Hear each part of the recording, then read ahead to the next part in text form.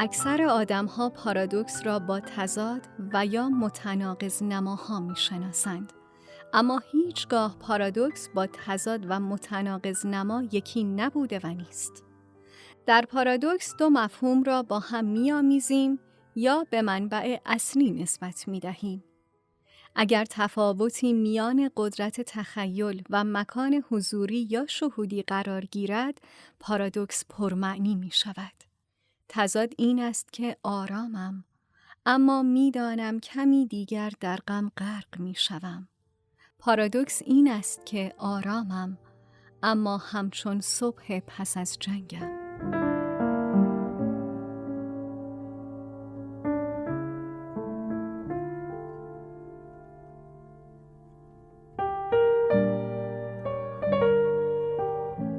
پارادوکس عاطفی.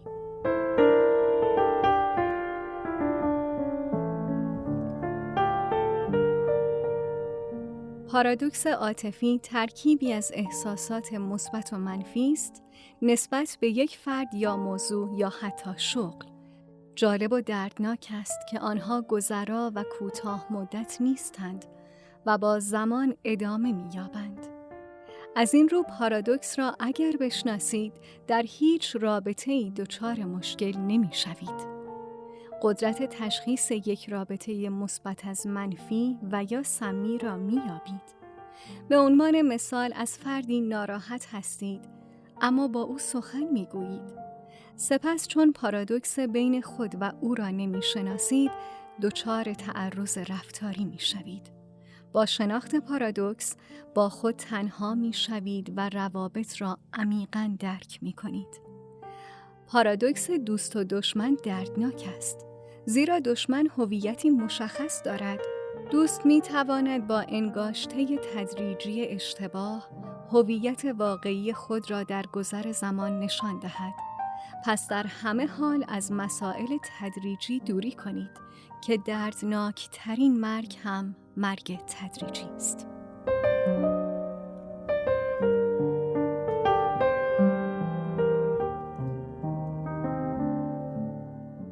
شجاعت و سکون.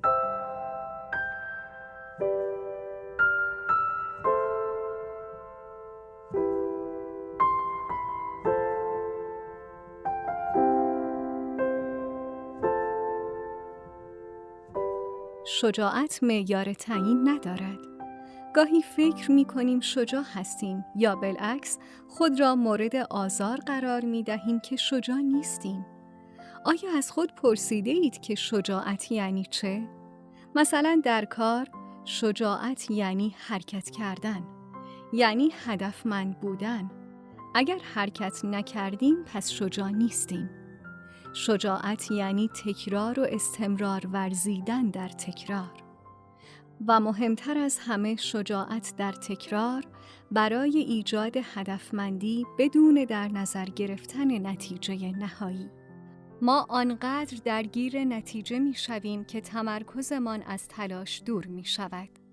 همانند زمانی که همه می خواهیم دلی نشکنیم، اما دلها برای لبخندها می شکنیم.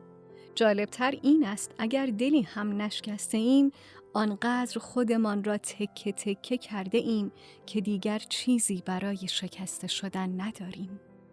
متاسفانه ما دروغ را ترجیح می دهیم، زیرا دروغ ما را راحت‌تر کنار هم نگه می دارد. آدم‌ها گاهی به مزرعه‌ها شباهت زیادی دارند. بسیار هرس می شوند، اما چه با مترسک چه بی مترسک، چه با کود و رسیدگی خوب یا بد، باز شکوفه نمی دهند. چرا می گوییم نتیجه نهایی همیشه مهم نیست؟ چون اگر نتیجه حاصل نشد، بیشک افسردگی و ترس از سقوط پدید می آید. مهم این است حتی اگر سقوط کردیم، یاد بگیریم با احتیاط و تجربه بیشتری بالا برویم و بدانیم که بدون شک هرچه بالاتر برویم تنهاتر می شویم. معنای تنهایی را اینطور می شناسیم که انسانهای تنها افسرده‌اند یا مشکلاتی دارند و یا اجتماعی نیستند. این تنهایی حاصل پختگی است، چون هر کسی به بالا نمی رسد. و وقتی رسید از تنهایی خود لذت میبرد، چون جنس تنهایی خود را میشناسد و از درون خود را باور دارد. سپس حرف مشترکش با دیگران کم می شود. گاهی بالعکس، نه از سقوط بترسید و نه از شکست. حتی با احتیاط هم گام بر ندارید، بلکه تازه سریعتر حرکت کنید. مثل سرسره بازی بچگی که اگر حتی از پله آخر می افتادیم، سری می گفتیم چیزی نیست و دوباره بالا می رفتیم. چون باور لذت سرسره بازی به ما شوق و انگیزه می داد. پس اینطور که نگاه کنیم متوجه می شویم باور به نتیجه می تواند توان و هدفمندی را تشویق کند تا حرکت کنید، هرچند بارها زمین بخورید. شک نکنید سالها بعد برای حرکتی که انجام ندادید بیشتر ناامید می شوید. پس حرکت کنید. حرکت به شما هدف می دهد. کاوشگری و رویا پردازی واقع گرایانه به شما اجازه کشف می دهد. به یاد داشته باشید انگار سوار موتوری هستید که خاموش نمی شود. پس موفق کسی هست که همیشه در حرکت باشد. نهایتاً از شکست و سقوط نترسید و خود را هیچگاه سرزنش نکنید. هیچ کس را هم مقصر ندانید.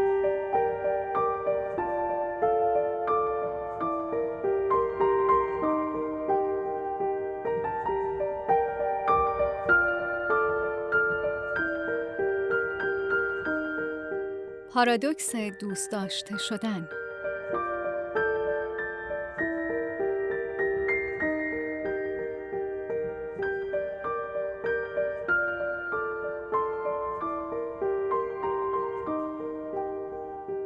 اصرار برای دوست داشتن و دوست داشته شدن نورزید. دوست داشتن جزء کلمات بسیار پرمعناست.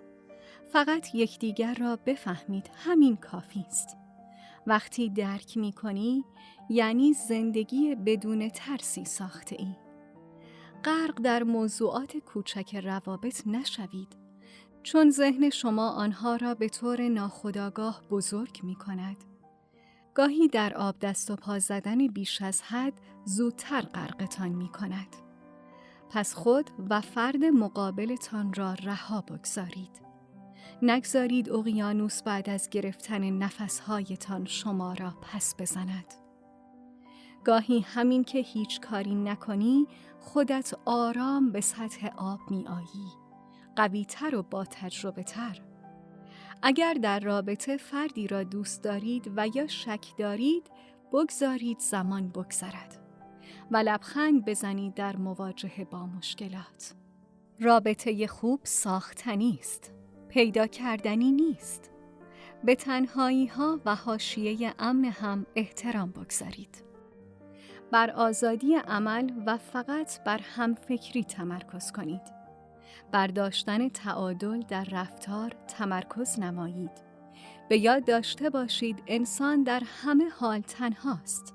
حتی وقتی وارد رابطه‌ای شدید، قرار است کنار تنهایی‌های فرد دیگری شریک شوید. تنهایی تنها با عشق آرام می‌گیرد و به زندگی لذت ادامه دادن می‌بخشد. به شخص نیرویی بالاتر از عشق برای ادامه زندگی ندیدم. پس برای زندگی بهتر عشق بورزید. از اینکه بخواهید همه را راضی کنید دوری نمایید.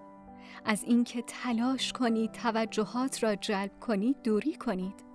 نهایتاً چند ماه می توانید خودتان نباشید. پس برای مورد دوست داشته شدن نقش بازی نکنید. چون پس از اینکه دوباره به خود واقعیتان برگردید، می‌بینید که دچار چندگانگی شخصیتی شده اید. آن هنگام بسیار سخت است تا خودتان را دوباره پیدا کنید. پس در هر حال خودتان باشید.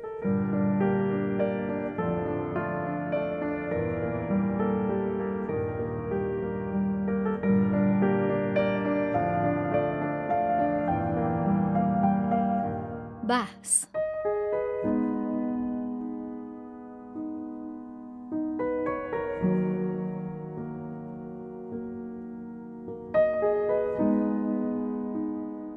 نیاز نیست بحث کنید تا کسی را به درست یا غلط بودن تفکرش راضی کنید.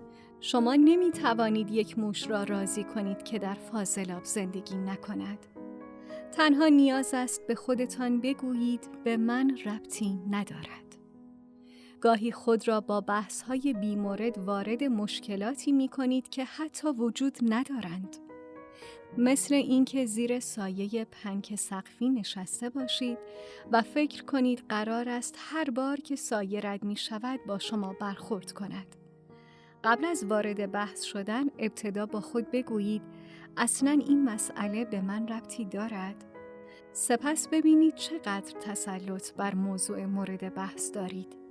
از همه مهمتر ببینید فرد یا افراد مقابل اصلاً علاقه‌ای به تغییر دارند؟ در غیر این صورت بحث هیچ فایده‌ای جز تخریب روحیه خودتان ندارد. نهایتاً فراموش نکنید انسانی که مداوم توسط احمق‌ها احاطه می‌شود، خودش به مرور زمان یا احمق می‌شود یا تفکراتش بدون آنکه حتی تصور کند تغییر می‌کند.